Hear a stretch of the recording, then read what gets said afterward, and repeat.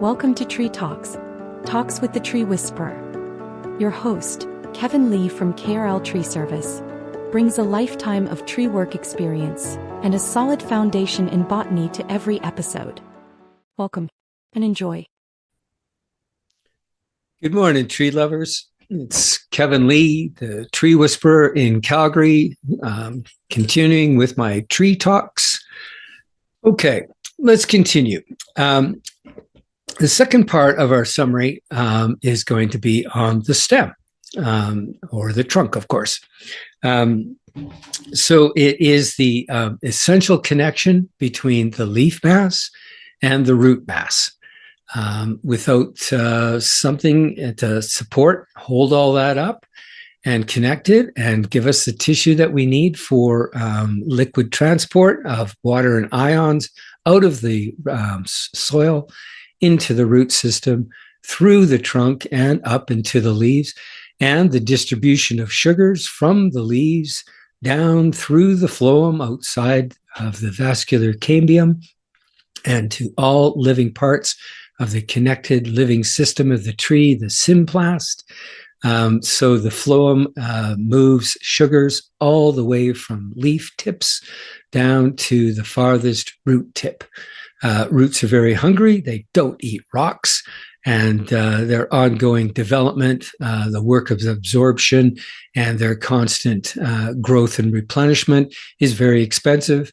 And in the trees world, all expenses relate to spending, not as in our world, dropping some cash, but in the trees world, you are dropping some sugar, spending sugar, metabolizing sugars would be a better way of saying that, burning sugars with oxygen through the process of respiration and acquiring energy from the sugar molecule. So, So that's the main thing, is support and connection, plumbing and storage in living axial and radial parenchyma in the greater connected symplast. Yeah. All right. Let's begin briefly at the outside edge of the trunk. And we're going to move back through inside. This is a review of some of the things I spoke of in some of the earlier sessions. We start at the outside edge of the cork. Or the bark. The rhitodome is another name for that. Botany is full of a lot of words sometimes for the same thing, and there's just very subtle changes in the definitions or uses of that. But as you continue to read and talk to people, you'll hear lots of different words sometimes. So we are out at the outer bark.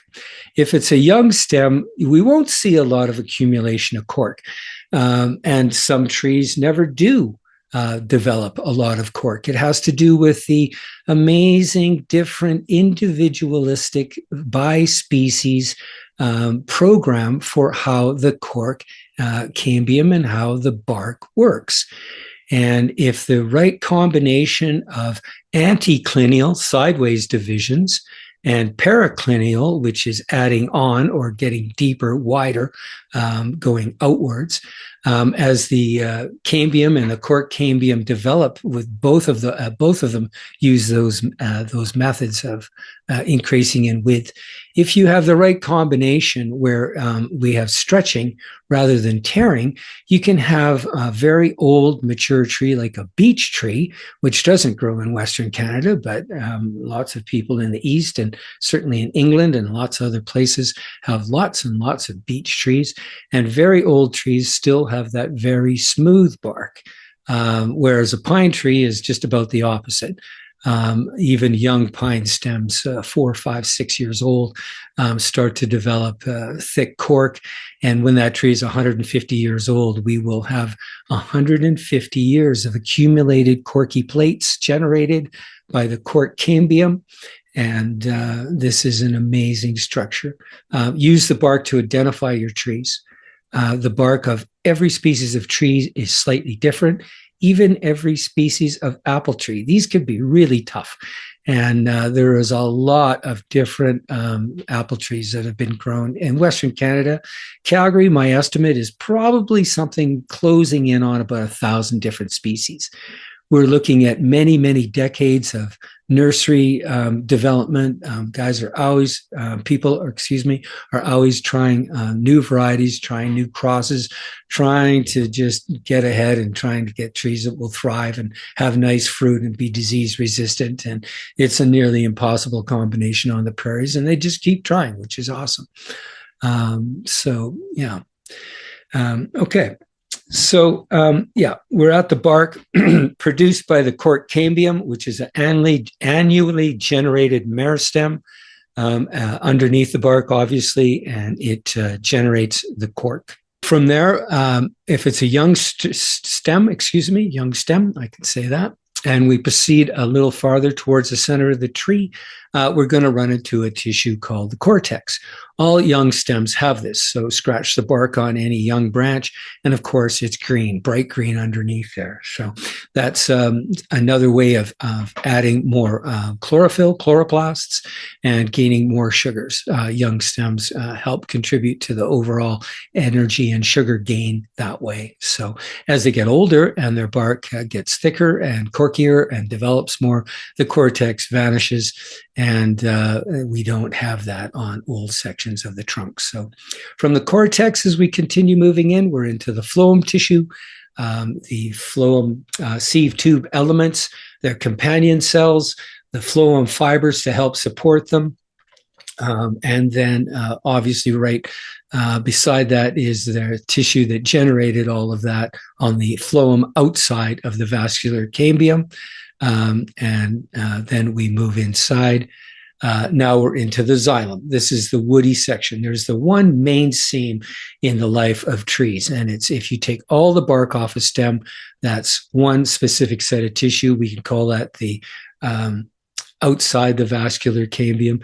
If you took all the bark off, you would probably remove the cambium too, but it would be adhered right to the edge of the last growth ring, the edge of the woody trunk, inside with the bark peeled off. That is called the xylem. Its major process is moving a tremendous amount of fluids and ions. All of the water gained for the leaves and the rest of the living system goes through the xylem. Okay, so these are vessels. They mature sometimes in a week or slightly more than that. At that point, they go through a process called autolysis. This is programmed cell death. They have reached their mature size. They have established their secondary and third inner walls for strength. At that point, they're finished growing, and the whole internal contents of the living cell, the cytoplasm, is removed and recycled, and we now have a hollow tube. The whole of the xylem is nothing but vessels, sometimes fibers in an axial direction. That's the long up and down length of the trunk, the axial parenchyma. And then, of course, on the horizontal plane, we have the ray parenchyma. And those two sets of parenchyma can stay alive for many years. We are now in the functioning sapwood.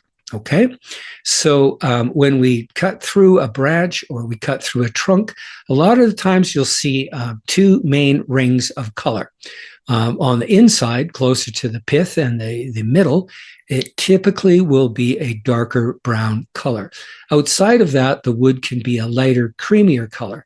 This will show you the distinction between the functioning and non-functioning sapwood. So it's only the functioning sapwood that moves fluids and stores energy, has living parenchyma intertwined between the dead vessel elements. Okay, so now we're going to move a little farther inside, obviously into the non-functioning sapwood. What does this do? It's still wood. It's strong. It does a tremendous amount of work, help in holding up the heavy leaf mass above. It's flexible. It's just the trunk.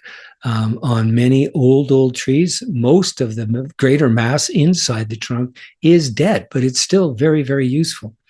If we proceed a little farther inside, we will get to a really dark inner layer Most of the time, it's already had some decomposition from fungal activity. We call this the heartwood. It doesn't have to have that fungal activity, but a lot of the times it will have. You'll notice this, the wood will start to lose its structure. It will become soft. You can tear it apart with your hands, which you cannot do with normal wood that isn't rotten. It will be, as I said, a darker color. And that is just the oldest part of the inside of the tree. It's been in there sometimes for a long, long time, and eventually it will rot out. That's how you get a hollow tree. The famous drive-through redwood in California, that you could take a car right through it. What they had done is they had noticed this tree, and obviously there was just a lot of decay on the inside, but the living outer side, obviously the bark was still there, and the vascular cambium, leaf mass above, the tree's still functioning, but most of its internal xylem at that section had died and been removed, and so you end up with this very thin shell of what had been a huge tree at one point in the peak of its maturity. So, and the last thing inside, of course, is the pith.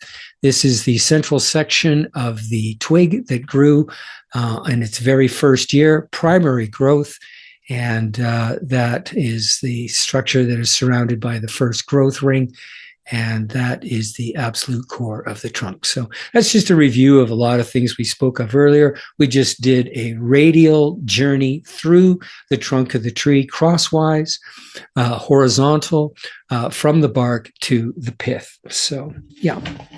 Okay, that's about all I want to say about the stem for now. So, thank you very much for listening, and I look forward to a new episode soon. Thank you very much.